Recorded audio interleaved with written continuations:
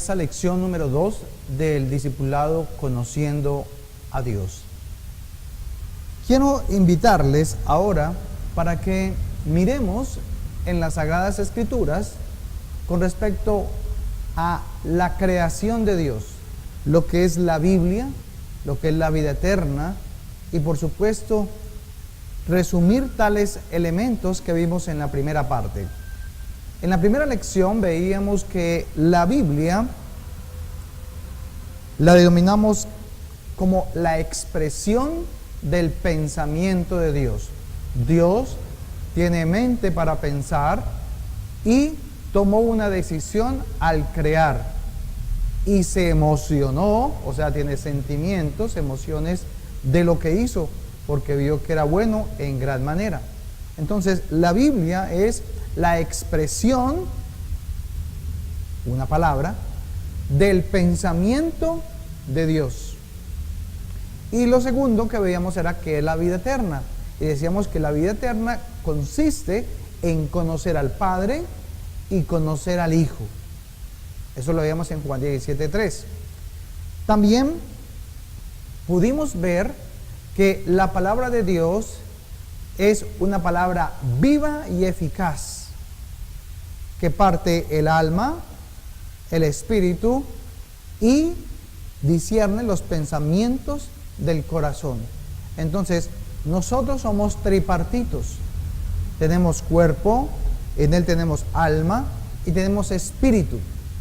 Entonces, lo que hace la palabra de Dios, dice que en Hebreos 4:12, que es como una espada de doble filo que parte el alma, del espíritu y del cuerpo.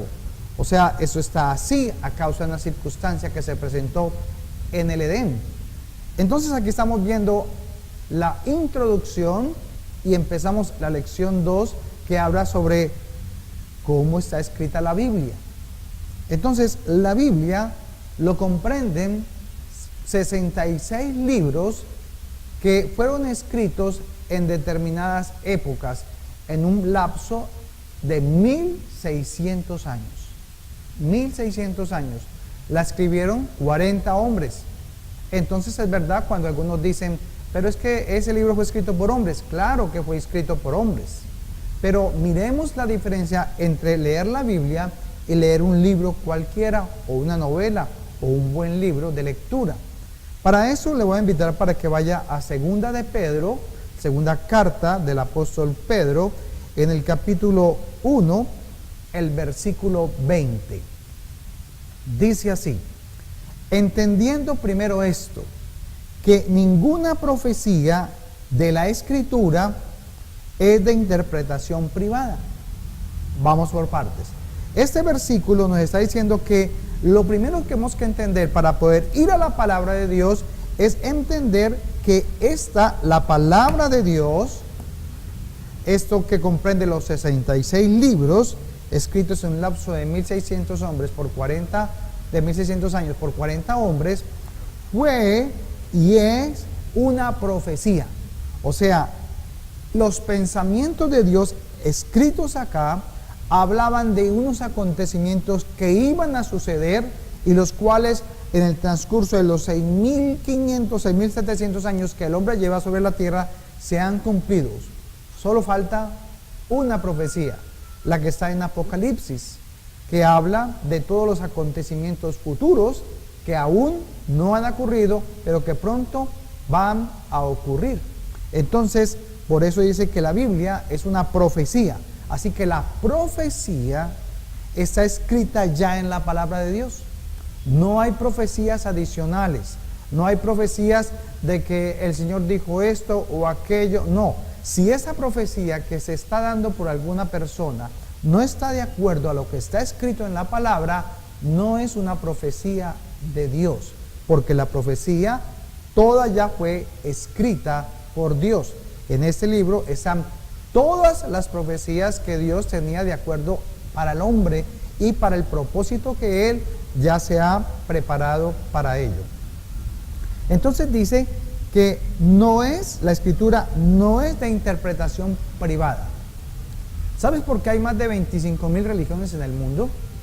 Porque hay más de 25 libros sagrados de diferentes religiones grandes en el mundo, tanto monoteístas como también algunas politeístas, es porque lo que hemos hecho al tocar la palabra, al leer la palabra, es que nosotros le damos una interpretación personal. Me explico. ¿Has escuchado de la iglesia pentecostal? ¿Has escuchado de la iglesia pentecostal trinitaria y la unida? ¿Has escuchado de la iglesia o de la religión de los testigos de Jehová? ¿Has escuchado de los que son, por ejemplo, mormones? Los que son trinitarios. Todos ellos aparentemente adoran al mismo Dios y con la misma palabra de Dios, pero su forma de pensar es diferente al otro. ¿Será que Dios tiene un pensamiento diferente para los testigos de Jehová y un pensamiento diferente para los pentecostales y un pensamiento diferente para los mormones? ¿Verdad que no? Dios tiene un solo pensamiento. Por eso Él dejó la Biblia, para que podamos entender su pensamiento, no el nuestro. Entonces la Biblia no es de interpretación privada. Una ampliación más de este tema. Alguien leyó un pedazo de la Biblia en el Nuevo Testamento de un hombre llamado Pablo, y Pablo en una ocasión dijo: traed a los enfermos, traigan las ropas de los enfermos y oraremos por ellas aquí y el Señor los sanará allá en su casa. Entonces un hermano X de determinado país leyó esa versión de la palabra, esa parte de la palabra, esa porción, y él lo trajo a su pensamiento. Entonces él lo interpretó a la manera de él, de acuerdo a sus creencias. Entonces él dijo: ya sé, Dios me está mandando a colocar una iglesia donde vamos a sanar las personas, pero voy a decirles que se va a llamar la iglesia de la ropa, y en la iglesia de la ropa no traen enfermos. Vamos a pedir a la gente que traigan la ropa de los enfermos, oraremos por las ropas y ella sanará, y los enfermos en la casa sanarán. Esa es una interpretación privada, personal. Esa persona consideró: a mí me parece, yo pienso, yo creo que lo que está diciendo aquí es esto. Y ese es nuestro error. Por eso es que hay tantas religiones y tantas doctrinas aún siendo cristianos. Sin embargo, Pablo no estaba diciendo que montaran una iglesia, que la llamaran la iglesia de la ropa, y que no tenía que ser que siempre tendrían que orar por la ropa de las personas para que los enfermos pudieran sanar. No era la interpretación correcta. Entonces, cuando vamos a darle la interpretación nosotros, lo primero que tenemos que tener en cuenta es el texto y el contexto, porque un texto fuera de contexto es un pretexto. Entonces a veces se predican palabras fuera de contexto y se sacan palabras o promesas, como por ejemplo el Señor dice: porque seré salvo yo y toda mi casa, y toman esa promesa como si yo les estuviera diciendo: toda tu familia se va a salvar, y resulta que van a ver a la familia después de tantos años y ninguno se ha convertido. ¿Por qué no se han convertido si Dios dio una promesa? Porque estamos descontextualizando el texto y estamos utilizándolo en pro de mi necesidad. Ese es nuestro error en la predicación de la palabra. Por eso el apóstol Pedro nos avisa con anticipación por el Espíritu Santo y nos dice: no es de interpretación privada. O sea, que es Dios quien tiene que dar la interpretación correcta a su propio pensamiento, no yo. Yo no soy el maestro, yo soy un colaborador, soy instrumento de Dios para llevar el mensaje, pero la revelación te la tiene que dar Dios, la interpretación la tiene que dar el Señor. Y dice el versículo 21: porque nunca, escucha esto, nunca la profecía fue traída por voluntad humana, sino que los santos hombres de Dios hablaron siendo inspirados por el Espíritu Santo. Entonces, ¿la Biblia la escribieron los hombres? Sí, 40 hombres en un lapso de 1600 años. Y Moisés, que escribió los primeros 5 libros de la Biblia, no conoció a Juan, el discípulo de Jesús. Sin embargo, Juan hablaba e interpretaba exactamente lo que Dios decía de Moisés. Y Moisés interpretaba correctamente lo que Dios decía de los que creerían más adelante por la promesa que Dios le había hecho a ellos. Entonces había congruencia entre los profetas y entre los apóstoles, de tal manera que el pensamiento de Dios siempre fue uno. Eso es lo bonito de esto. ¿Y quién pudo haberles enseñado esto si Moisés no fue testigo de la creación? Y Juan tampoco lo vio. Sin embargo, cuando hablan del tema, hablan igual, tienen un mismo pensamiento. O sea que el que dio la interpretación es el Espíritu Santo de Dios y no el hombre. Muchos de aquellos que escribieron la Escritura no entendieron lo que escribieron, porque eran para revelaciones que iban a ser después, pero ya estaban escritas. Y dice acá, fueron inspirados por el Espíritu Santo. Vamos a hacer la diferencia para comprender por qué razón cuando tú lees la Biblia, en muchas ocasiones o en algunas, no entiendes la palabra de Dios, la expresión del pensamiento de Dios.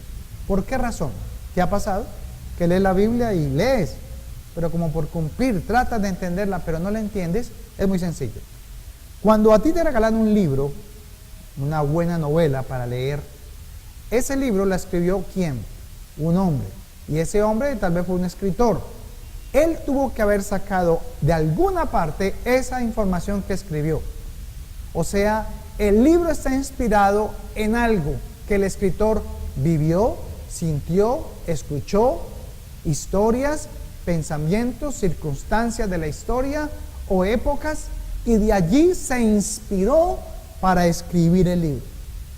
Pero los hombres de Dios, estos 40 hombres, realmente no se inspiraron en las cosas que veían, sino en las que el Espíritu Santo les decía. Por eso Moisés no tenía manera de inspirarse en algo que nunca vio, que fue la creación. Y sin embargo, la dio con lujos de detalles todos los pasos de la creación, aunque no estuvo. ¿Quién se lo reveló? El Espíritu Santo. Por eso la inspiración del Espíritu Santo es diferente a la inspiración de mis propias circunstancias o mis acontecimientos que he tenido en mi propia vida. Entonces, cuando empezamos a diferenciar esto, nos damos cuenta de que la manera en que piensa Dios es diferente a la manera en que pensamos nosotros. Entonces, cuando yo voy a la palabra de Dios, tengo que venir con reverencia y respeto y pedirle a Dios por el Espíritu Santo que me dé la revelación en la inspiración de la palabra. Siempre que vayas a leer. ¿Para qué? Para que nosotros podamos separar y diferenciar lo que es un libro de circunstancias o acontecimientos a un libro de profecía. Esa es la diferencia. Ahora tenemos una confianza.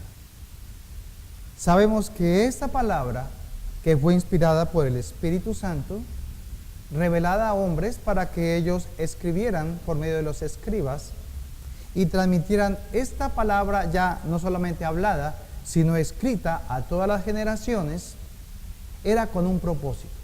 ¿Han escuchado la historia del teléfono roto?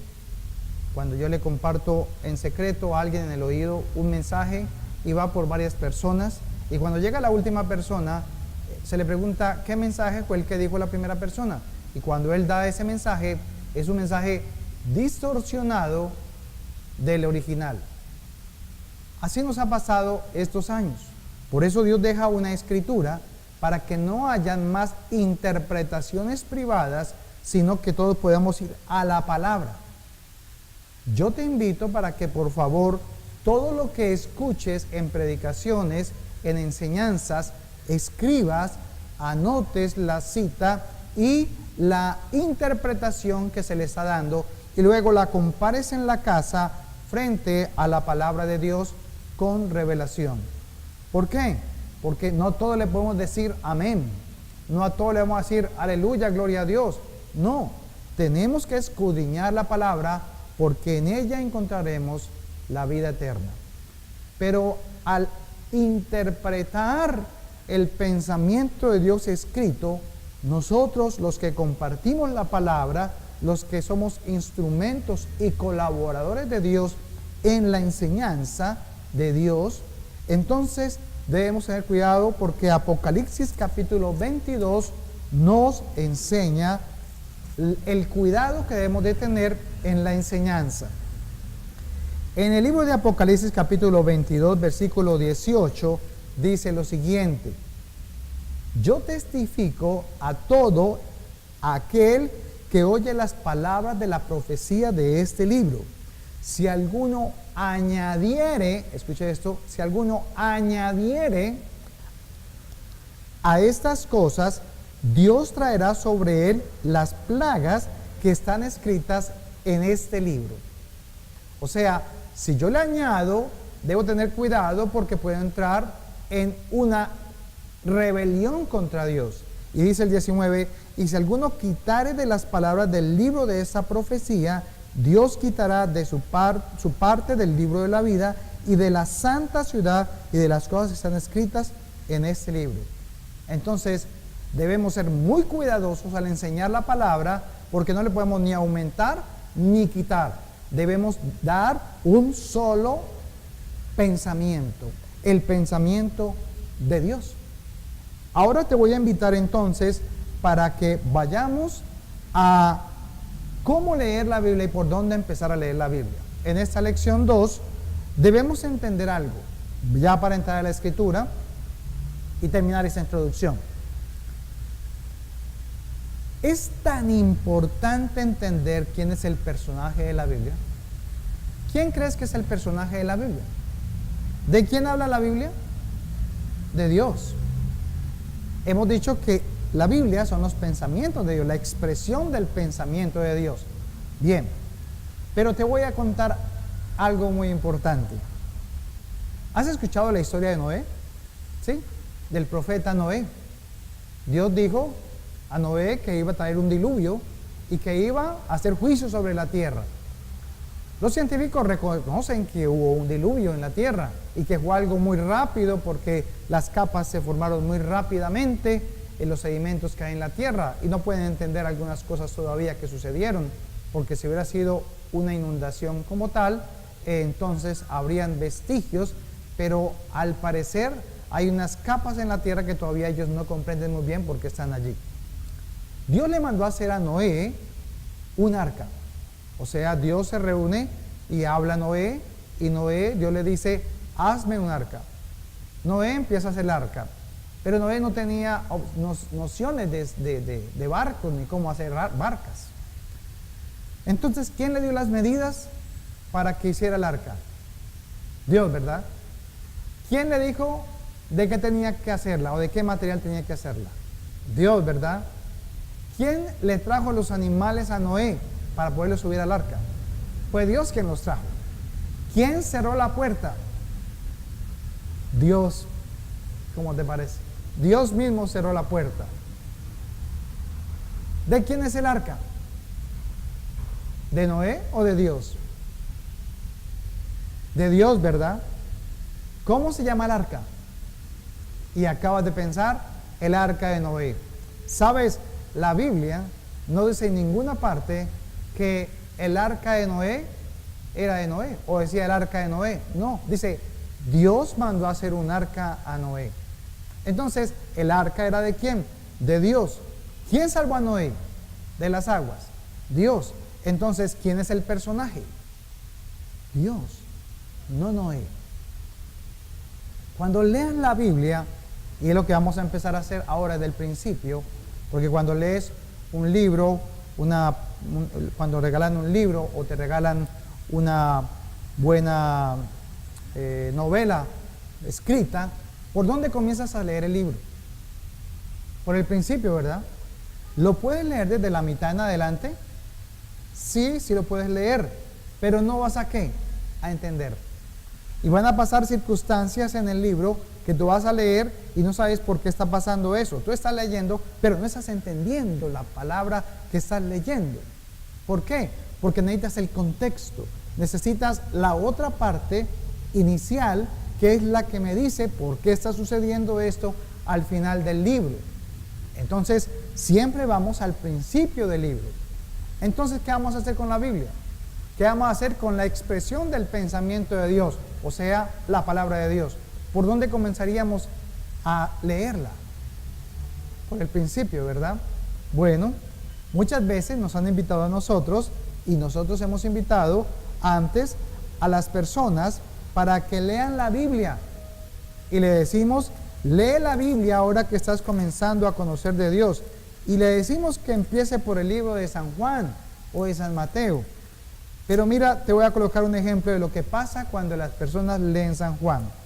San Juan capítulo 1, versículo 1. Dice, en el principio era el verbo. Y el verbo era con Dios. Y el verbo era Dios. Este era en el principio con Dios. Le preguntaban a unos indígenas que les estaban compartiendo el evangelio de San Juan. Y ellos levantaron la mano e hicieron una pregunta también. Y dijeron, hermano misionero, dime una cosa, ¿de qué principio está hablando Dios allí? Entonces el misionero le dijo, pues el principio de todo. ¿Y dónde está eso? Y el misionero inmediatamente se acordó de Génesis, que significa principio, orígenes, y dijo, pues desde la creación. Entonces aquellos indígenas le preguntaron, ¿y por qué entonces no vamos desde el principio para entender cómo era? Se sorprendieron mucho y este misionero empezó a entender que estaba cometiendo un pequeño error. Estaba afanado de que ellos recibieran a Cristo como el Hijo de Dios y fueran salvos, pero no quiso presentarles al Padre porque tal vez él no conocía bien al Padre, conocía a Jesús. Entonces tuvo que empezar desde el principio a explicar quién era Dios, cómo es que piensa Dios, cuáles son los atributos de Dios, cuáles son las cualidades de Dios y quién es Dios, para que ellos después pudieran entender por qué el Hijo hacía lo que hacía. Práctico, ¿verdad? Entonces te voy a invitar para que vayas al libro de Génesis, al principio, Génesis capítulo 1, versículo 1. Ahora, yo te dije ahora que cuando leas la Biblia, por favor, siempre ten en cuenta que el personaje principal es Dios. No es Noé, no es Moisés, no es David, no fueron los apóstoles, no fue Pablo, sino que el personaje principal es Dios. Entonces Dios se va a dar a conocer a tu vida, como lo ha hecho con mi vida, por medio de lo que Él ha creado. Dice Romanos capítulo 1, versículo 18, lo siguiente. Todo está escrito en la palabra. ¿Sabes? Tú no necesitas un librito, no necesitas nada adicional, necesitas es la palabra de Dios. Romanos 1:18 dice lo siguiente: porque la ira de Dios se revela desde el cielo contra toda impiedad e injusticia de los hombres que detienen con injusticia la verdad. Versículo 19. Porque lo que de Dios se conoce les es manifiesto, pues Dios se lo manifestó. Mira el versículo 20. Porque las cosas invisibles de Él, pues Dios es espíritu, no se puede ver. Dios se conoce, el versículo 20, porque las cosas invisibles de Él, su eterno poder y deidad, está hablando del poder y de la deidad de Dios, se hacen claramente visibles desde la creación del mundo, siendo entendidas por medio de las cosas hechas, de modo que no tienen excusa. Pues habiendo conocido a Dios, no le glorificaron a Dios como a Dios, ni le dieron gracias, sino que se envanecieron en sus razonamientos y su necio corazón fue entenebrecido. Aquí el apóstol Pablo se refiere a que su eterno poder y su deidad se hacen claramente visibles por medio de lo creado, o sea, de la creación. Entonces, en Génesis 1, que vamos a empezar a leer, te voy a invitar a algo. En Génesis 1, vamos a empezar a leer la creación versículo por versículo, pero en cada versículo vamos a buscar los atributos de Dios. Los atributos de Dios. Porque a Dios yo no lo puedo palpar, no lo puedo tocar, no lo puedo oír, no lo puedo leer, no lo puedo ver. Entonces Él se tiene que revelar por medio de algo para que yo pueda entenderlo y conocerlo. Entonces Él lo va a hacer por medio de la creación. Entonces Moisés va a empezar a contar la historia de la creación inspirado por el Espíritu Santo, y lo que busca el Señor es que cuando yo lea pueda entender cómo es que es Dios y cuáles son sus atributos. Entonces en Génesis 1:1 dice: en el principio Dios creó los cielos y la tierra. Vamos a buscar en ese versículo el personaje. ¿Quién es el personaje principal? Bien, Dios. Entonces vamos a buscar los atributos de Él en ese versículo. En el principio. ¿En el principio de qué? De los cielos y de la tierra. Dice: creó Dios los cielos y la tierra. ¿Quién creó? Dios. Entonces, ¿qué atributo ves allí de parte de Dios? Un atributo es parte de la personalidad de Dios, porque Dios tiene mente para pensar, voluntad para decidir y emociones para sentir. Él es como el arquitecto del universo. Entonces dice que creó. ¿Cuál es el atributo? Creador. Primer atributo de Dios: Él es el creador. Solo hay un creador, y ese es Dios. Bueno, pero tú dirás: pero el hombre crea muchas cosas. Ha creado la televisión, ha creado las baterías, ha creado los carros. No, eso no es una creación. ¿Por qué? Te voy a hacer un ejemplo. Por favor, ahí donde estás, te voy a pedir un favor. Hazme un pan. Créame un pan. Dilo. Hazte pan. Hágase un pan ahí. ¿Qué pasó?